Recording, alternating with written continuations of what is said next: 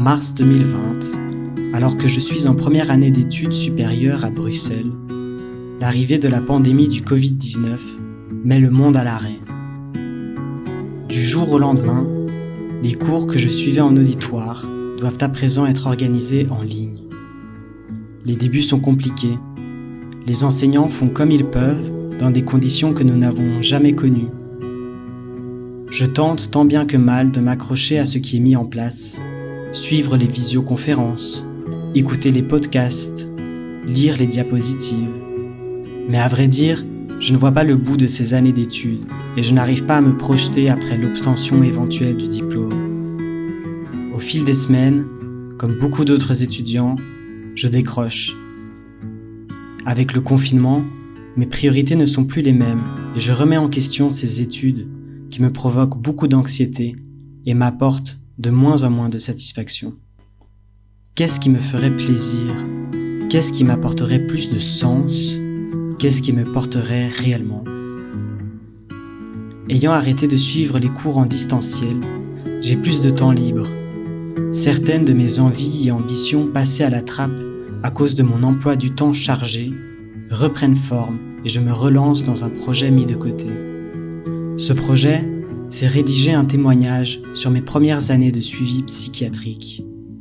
Pendant des heures et des heures, je relis les notes manuscrites que je prends quotidiennement depuis 2017 et je les réécris à l'ordinateur. Je corrige, j'efface, je reformule. Toutes mes journées sont axées sur la rédaction de ce témoignage. J'écris tous les jours pendant des heures. J'y trouve plaisir et sens. Je suis porté par la construction du projet.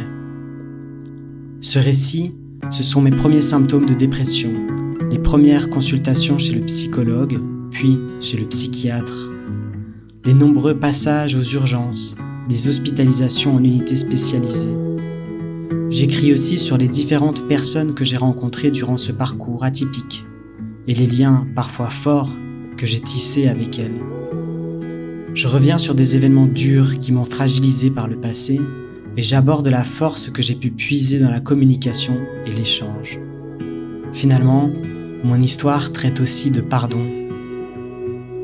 Quelques brouillons plus tard, quand je ne vois plus quoi modifier, j'envoie mon manuscrit à une demi-douzaine de maisons d'édition françaises et belges.